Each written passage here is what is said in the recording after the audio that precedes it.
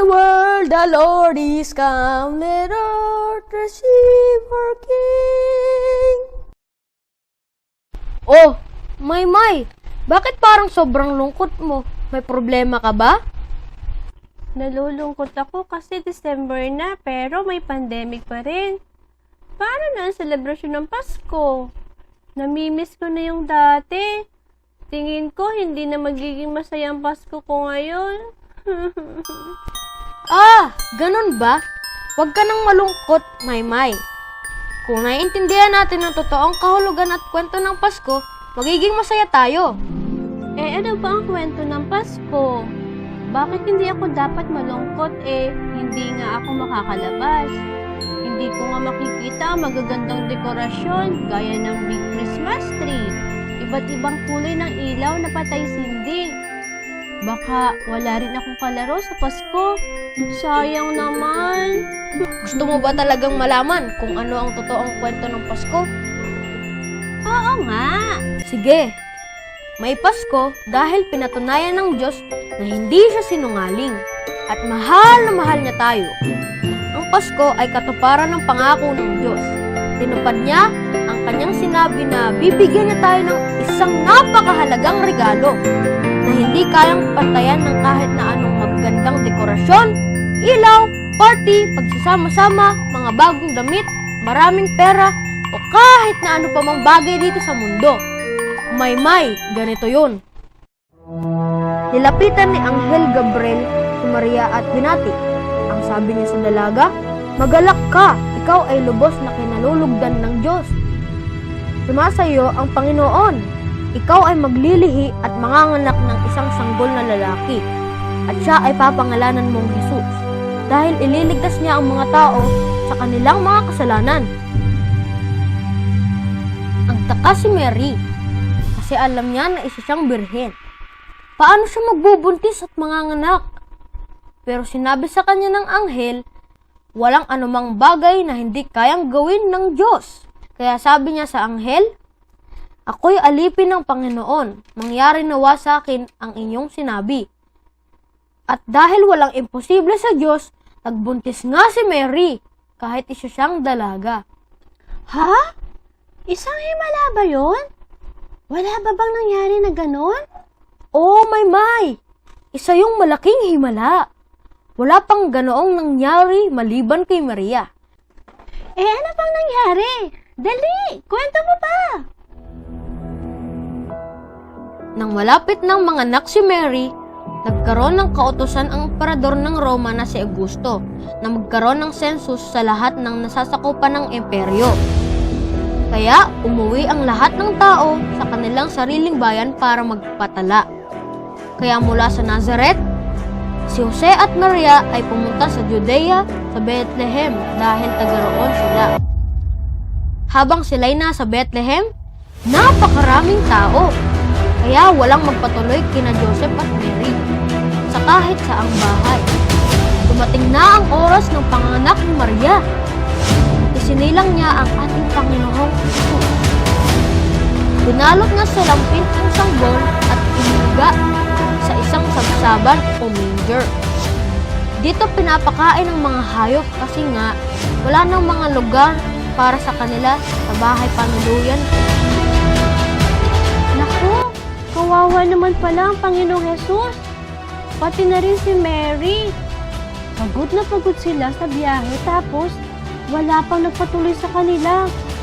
Ayan tuloy, sa manger na lang siya nanganak. Kaya nga, tapos sobrang lamig pa kaya nung time na yun. Ano pang nangyari? May mga mahalaga pang nangyari. Ano yun? Kwento mo na. Bilis na, pot-pot, please. Panahon ng paghahari ni Herodes nang ipinanganak si Jesus sa Bethlehem. May mga pantas mula pa sa silangan na dumating sa Jerusalem. Nagtanong-tanong sila, nasaan ang pinanganak na hari ng mga Hudyo? Nakita namin sa silangan ang kanyang bituin, kaya't naparito kami upang siya'y sambahin. Hindi si Herodes kundi si Jesus ang tinutukoy nila. Nang mabalitaan ito ni Haring Herodes, siya'y nagligalig. Gayon din ang buong Jerusalem.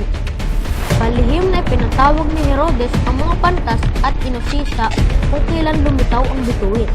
Pagkatapos, sila ay pinapunta niya sa Bethlehem ng ganito ang bilin. Hanapin ninyong mabuti ang sanggol. Kapag natagpuan ninyo siya, pagbigay alam ninyo sa akin, upang ako man ay pumunta roon at sumamba rin sa kanya. Hindi totoo ang sinasabi ni Herodes. May masama siyang balak kay Jesus. Gusto niya itong patayin dahil ayaw niyang may papalit sa kanya bilang hari. Ha? Ang bad naman ni Herodes? Paano yun? Di ba pag hari may power din? Di kaya niyang patayin si Jesus. Kaya nga. Pero nang makita ng mga pantas si Jesus dahil sa star na nag-guide sa kanila, sinamba nila si Jesus at binigyan ng mga gifts. Tapos binigyan ng Diyos ng warning ang mga pantas sa kanilang dream na wag nang bumalik kay Herodes. Kasi may masama itong balak kay Jesus. Kaya ayun, nag-iba na sila ng daan. Hay, buti naman. Di ibig sabihin nun, hindi napatay ni Herodes si Jesus? Oo, pero hindi ganun kadali ang mga pangyayari. Ha? Bakit naman? Kasi, galit na galit si Herodes nang malaman niyang hindi na babalik sa kanya ang mga pantas. Kaya't ipinapatay niya ang lahat ng batang lalaki sa Bethlehem. Kawawang mga nanay noon. Umiyak silang lahat ng napakalakas. Ang daming sanggol na namatay, kaya grabe ang takot, lungkot, at malakas na iyakan sa buong Bethlehem at sa mga kalapit na lugar. What? Shucks! Di kasama si Jesus sa mga namatay? It's a big no, Maymay! Paano nangyari yun? Di ba pinatay ang lahat ng sanggol? Sanggol pa si Jesus nun, hindi ba? Oh, Maymay, pero ganito ang nangyari. Dinala niya sa Ehipto ang kanyang mag-ina. Doon sila nanirahan hanggang mamatay si Herodes. Kaya ayon, hindi nagtagumpay si Herodes laban kay Jesus. Hay, buti naman. At may malaking purpose ang Diyos, kaya hindi nangyari ang gusto ni Herodes na patayin si Jesus. Ano yun, Pot-Pot? Kagaya nga ng sinabi ko sa iyo kanina, Maymay. Kung bakit hindi ka dapat malungkot ngayong magpapasko. Kasi nga, may Pasko dahil gayon na lamang ang pag-ibig ng Diyos sa sangkatauhan. Kaya't ibinigay niya ang kaisa-isa niyang anak upang ang sinumang sumampalataya sa kanya ay hindi mapahamak, kundi magkaroon ng buhay na walang hanggan. Si Jesus ang greatest gift na pwede nating matanggap. Oo, hindi nangyari ang gusto ni Herodes na patayin siya. Dahil gusto muna ni Jesus na ipakita sa atin kung paano mamuhay para sa Diyos. Pagkatapos nun, kusa na rin niyang ibinigay ang kanyang buhay para sa atin nang mamatay siya sa krus para sa mga makasalanan. At tayo yun, Maymay. Tayong lahat. Ganon ba yun? Pot-Pot, gusto ko ng regalo ng Diyos. Gusto kong tanggapin si Jesus. Siguro ako na magiging pinakamasaya ngayong Pasko pag natanggap ko siya. Tiyak yun, Maymay. Aminin mo lang na kailangan mo siya dahil isa kang kasalanan. Yan ang totoong dahilan kung bakit ka malungkot eh. Pag natanggap mo na si Jesus, matatanggap mo rin ang kanyang kapatawaran. At yan ang plano ng Diyos, kaya niya ibinigay sa Jesus sa atin.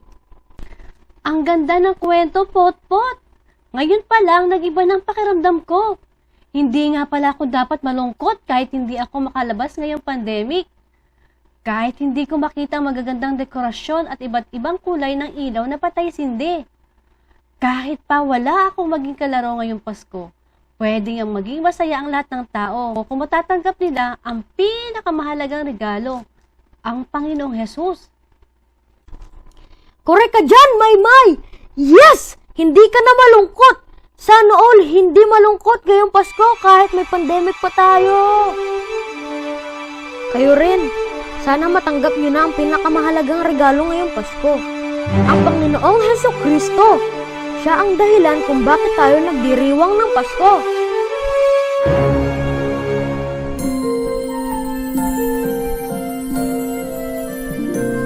Away in a